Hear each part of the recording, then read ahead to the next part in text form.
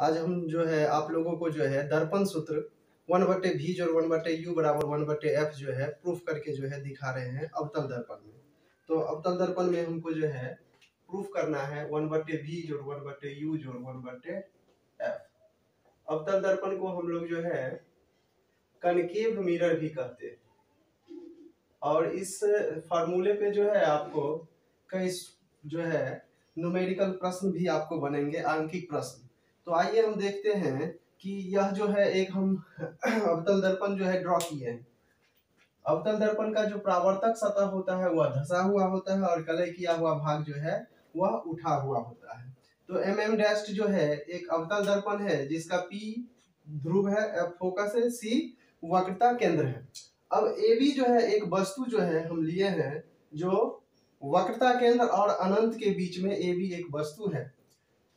यहाँ B से जो है मुख्य अक्ष PC के समानांतर किरण जो है परावर्तक सतह पर पड़ती है और यहाँ से यह फोकस पर होके जो है फोकस से होकर गुजरती है।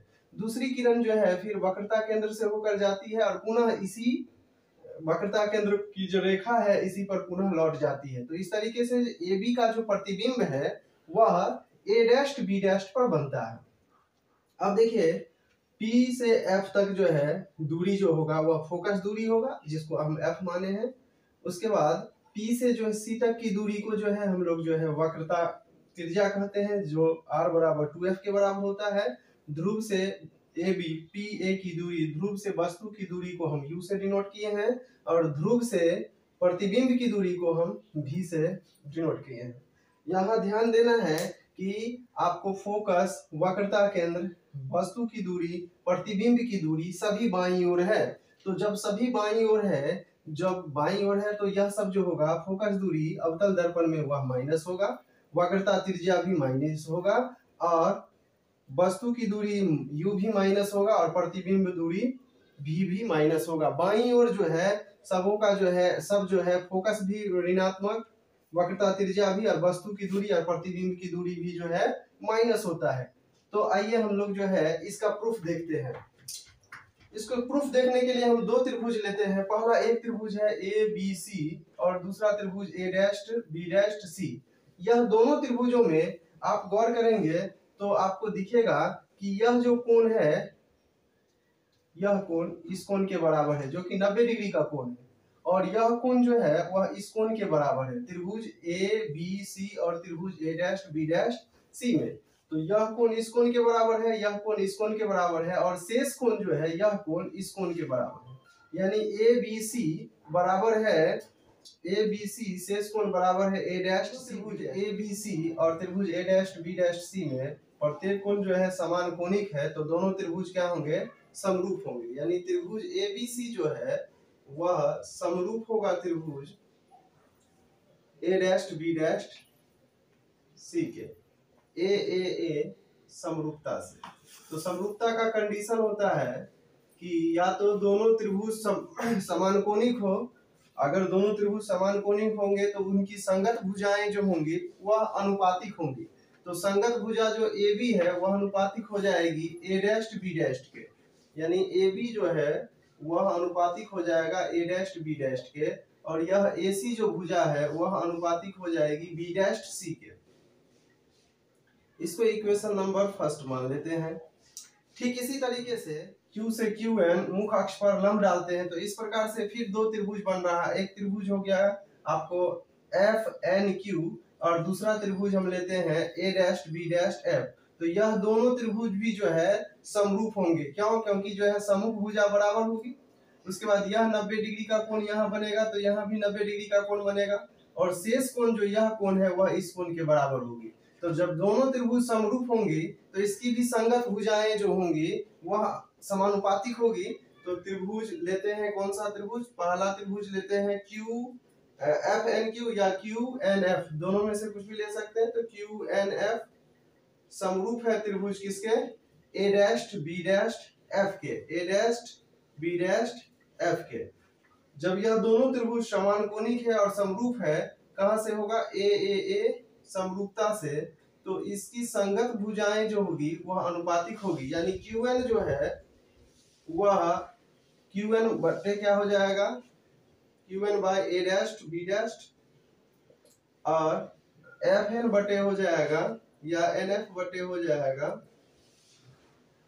B dash F. लेकिन जो ऊंचाई Qn की है, जितना हाइट Qn का है उतना ही हाइट आपका जो है AB वस्तु की भी हाइट है। चूंकि Qn बराबर है AB, इसीलिए हो जाएगा यहाँ Qn के जगह पर आप AB पुट कीजिए तो AB बटे क्या हो जाएगा A डैश B डैश बराबर NF बटे B डैश F। अब NF अगर P N के बहुत ही नजदीक हो, यदि P N के जो है बहुत ही नजदीक हो, N के बहुत ही नजदीक हो, तब हम NF बराबर लिख सकते हैं PF। NF बराबर लिख सकते हैं PF के। तो अब जो है NF जहां है वहां आप हम पुट कर सकते हैं PF, यानी AB बटे A डैश B डैश बराबर PF बटे B डैश F। इसको अब इक्वेशन नंबर सेकेंड मानते हैं। अब देखिए इक्वेशन फर्स्ट और इक्वेशन सेकेंड में इसका जो LHS है बाया साइड है AB बटे A dash B dash AB बटे A डैश B डैश, दोनों सेम है तो RHS भी क्या होगा सेम होगा, यानी AC बटे B डैश C बराबर हो जाएगा BF बटे B डैश F।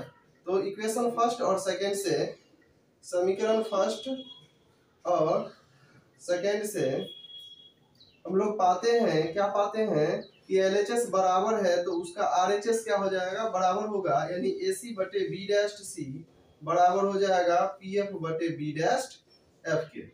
अब देखिए AC जो है, AC की जो लंबाई है उसको हम लिख सकते हैं PA, यानी वस्तु की लंबाई में से यह PC को घटा देंगे तो AC निकल जाएगा। तो हम लिखते हैं PA माइनस PC AC के बदले, इस लंबाई के बदले हम लिखते हैं इतना में से जो है आपका बस P से A जो वस्तु की जो लंबाई है यहाँ तक जो है इसमें से घटाएंगे PC को। अब देखिए B डैश C है, B डैश C है, B डैश C की जो लंबाई होगा वह ध्रुव से वक्रता केंद्र के बीच की लंबाई को जो है हम घटाएंगे कहाँ से PB डैश से। तो हम लिख सकते हैं PC माइनस PB डैश जो बराबर हो जाएगा B डैश C के, और PF को हम ऐसे ही लिख देते हैं, ध्रुव और फोकस के बीच की दूरी रहने देते हैं। और B डैश F है, B डैश F को जो है लिखेंगे PB डैश माइनस PF। अब सबका मान जो है हम पुट करते हैं PA PC PB डैश का जो है अनुमान सबों का मान रखने पर, अगर हम सबका मान रखते हैं तब क्या पाते हैं PA, P से PA ध्रुव और वस्तु के बीच की दूरी को हम U से डिनोट करते हैं और बाईं ओर है तो माइनस U होगा, तो PA के जगह हो जाएगा आपको माइनस U। PC जो है वह क्या हो जाएगा PC जो हो जाएगा आपका PC। वक्रता जो है यह जो आपका यहाँ से यहाँ तक की जो दूरी है वह है -2F, वक्रता केंद्र है माइनस होगा, यह माइनस हो जाएगा आपका 2F बटे PC -2F minus PB dash ध्रुव से प्रतिबिंब के बीच की दूरी माइनस V, तो माइनस V हो जाएगा बराबर PF ध्रुव और फोकस के बीच की दूरी जो है वह है -F बटे PV डैश जो है वह आपका जो है क्या हो जाएगा -V ध्रुव से प्रतिबिंब के बीच की दूरी, और PF जो हो जाएगा वह हो जाएगा -F। इसको सॉल्व कीजिए, -U है माइनस और माइनस हो जाएगा +2F बटे -2F minus plus V is equal to -F बटे -V माइनस प्लस F। अब क्रॉस मल्टीप्लीकेशन कीजिए तो -U + 2F is equal to क्या हो जाएगा -V + F minus F into minus 2f plus v। अब आइए माइनस यू और माइनस भी, तो माइनस माइनस प्लस, तो यू भी minus U F minus 2vf और plus 2f² is equal to हो जाएगा minus minus plus 2f² minus vf, और 2f² से 2f² कैंसिल हो जाएगा। अब देखिए